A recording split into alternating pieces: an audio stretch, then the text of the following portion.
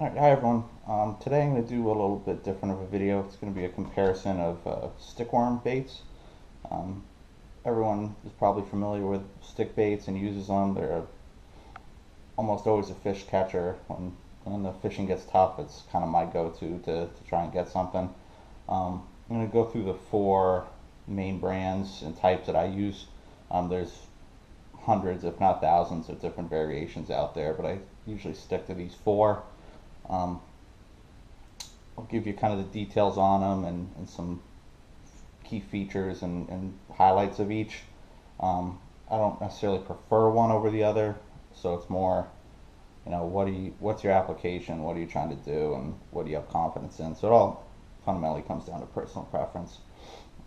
So I'll just run through the ones I picked and that I use. I picked just for this video's sake, I picked the 5-inch ones, just to have kind of a level playing field, as it were.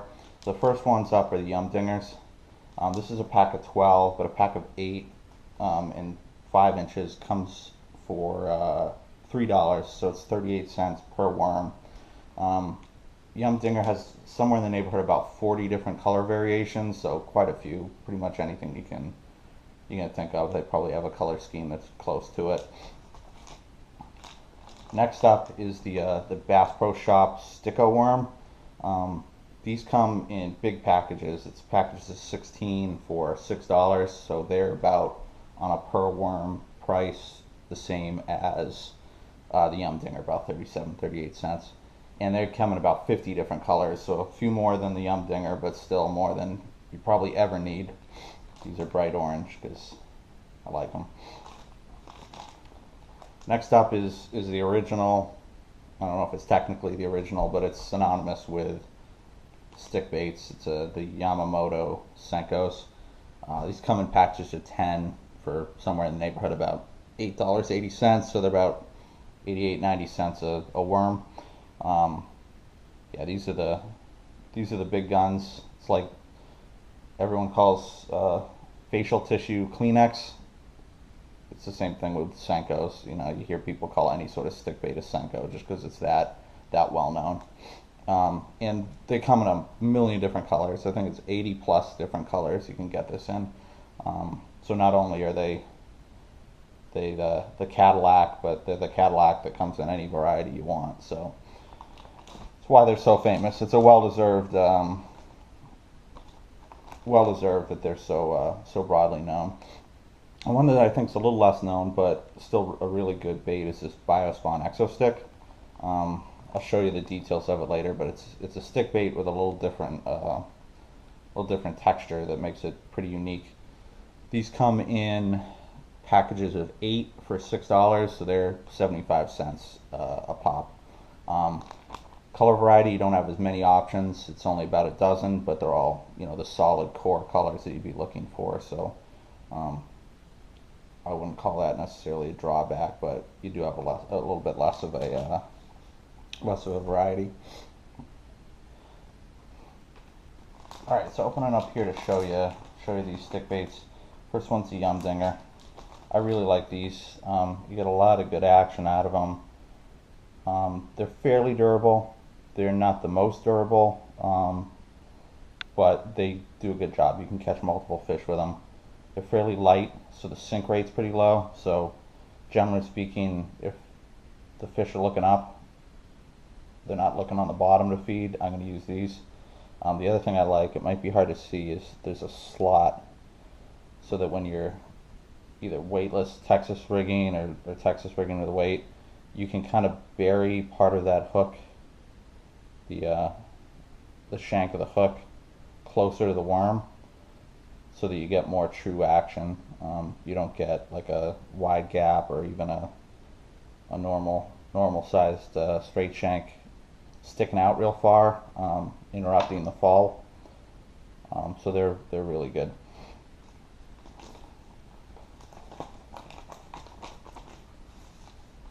Next up is the Bass Pro Shop Stik-o worm.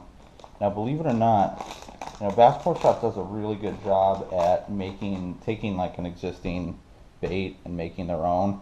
And it's not just a straight knockoff. It's actually really good quality. Like these are the most durable by far. It's pretty solid plastic. About the same size and weight as the Yumdinger. I think it's like 3/8 of an inch longer, so nothing major. But these are real durable. These go a long way. Similar to the Dinger, you know, since they're lighter, they stay up in the water column. So if you got fish that are relating upward, they're a good bait. Additionally, since the plastic is so like thick and elastic, these are great where if you want to wacky rig and just go right through the worm, they'll stick to that hook real good.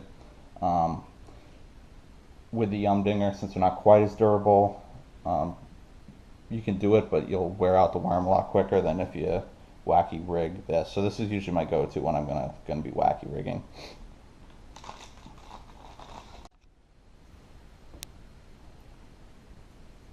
I'll leave these out for comparison. Next up is the Senko. Like I said, this is like the Cadillac of the stick baits, basically synonymous with stick baits because they just did such a great job engineering this. It's heavier than the other two. It's cast farther because of that, and it'll drop down in the water column a little faster, but it's got really good action. Like it wobbles like crazy. You got the good color schemes.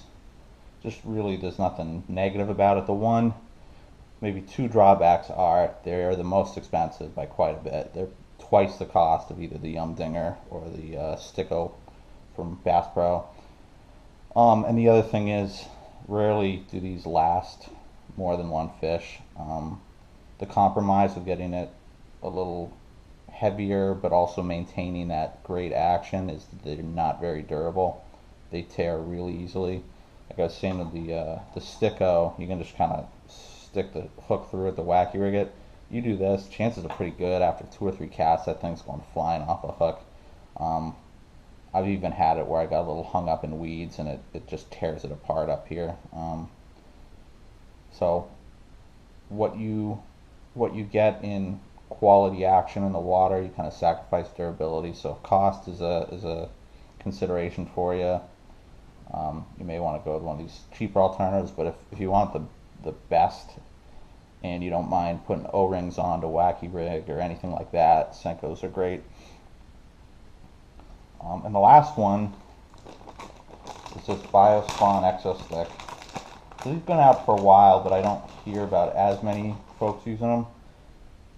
They're pretty unique in that they got this tapered body, so it's fat in here and then kind of skinnier at the tip, but it's accented by these ridges. So this whole thing is like ribs for water displacement. So you got a couple options. Usually people, you know, T-pose it through this thin nose downward, but if you want to get tricky, you can actually flip it over and do it like backwards so that you're dragging more water. These are probably the most versatile because you can do a regular T-pose, you can wacky rig it, you got the fat part here. They're very durable, very elastic. You can do it backwards, like I said. You can actually, these sections come apart real easy, so you can just yank off a chunk. And if you want to do like a Ned rig on a small like shaky head, these are great for that too. So these are real versatile stick bait. They're 75 cents a pop, so they're a little on the expensive side. And like I said, the colors are a little limited in your choice. But if you're not too finicky about color, I'm not. I kind of stick to is it green, is it a bright color, or is it a really dark color, and anything in between, maybe something that's kind of a minnow pattern too. But beyond that, I don't really care too much about color variation, other than kind of baseline categories.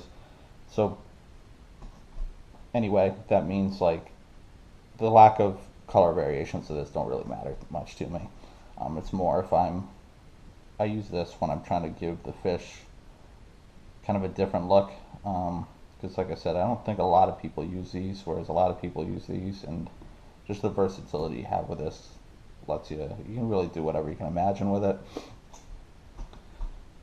So really, what I use most often is probably the Dinger. Just from a value perspective, the 38 cents a worm, it's a good deal. I love the Senko, but just I tear through so many worms that it gets expensive using Senkos, and while they're the best, I don't find I catch that many more fish with them to justify spending twice as much per worm. It also gets really frustrating having to rebait because this gets too dinged up. One of the advantages with the Bass Pro Shop, and to a lesser extent the Dinger, is if you get the tip of it ripped up, you can kind of just bite off the tip and shorten it, and it's usually pretty much good to go. The Senko, once it starts to rip, it kind of whole thing blows out, and I don't really have success reusing them or modifying them as much. So really, if I had to rank them in order of what I use most frequently, it's going to be in this order: Dinger, Stik-o, Senko, and then Exostick. And really, the main reason is these are the cheaper ones and a little more versatile. This one, if I don't necessarily mind about tearing through a bag that cost me $9 in an afternoon, and it's really tough fish and I want to use the best, I'll use that. And the Exostick I use, like I said, when I want to give them kind of a different look, where the regular stick worm isn't working for whatever reason, and I just want to maybe put a weight on there, like really Texas Brigade, or do something different. Just give them something different to look at. That's what I'll go to. One other reason that I use the Dinger more often is because since they come in packages of 8 for $3, whereas like the Bass Pro Stik-o, you got to get bags of 16. So you get 16 candy corn, I think is what they call it, bright orange ones. You probably got, I think I've had this bag for like 2 years and barely made a dent in it, which is great. But if you want to go in and grab a handful of colors, you don't know what's going to work, the Dinger is your best bet, because you can grab 3 bags of 8 for under $10 and have 3 different color variants. So that covers basically any scenario you could come across in a day, I think. Whereas even though these are probably the cheapest overall, if you want 3 different colors, that's about $20. And then you got 3 bags of 16 on your hands. It's probably going to last you forever, which isn't bad if you don't mind doing that and using them in the future. That's not a bad way to go either. And of course, for 3 different colors of the Yamamotos, you're looking at spending almost $25, about $25. So that's expensive. So yeah, hopefully that was helpful. If you like this type of video, leave a comment, any type of bait you want me to review or look at, or kind of walk through how I use it. There's a lot of different ways to do it, a lot of an opinion, so mine's not necessarily right, but I'll give it to you, and if it helps, it helps. So thanks for watching.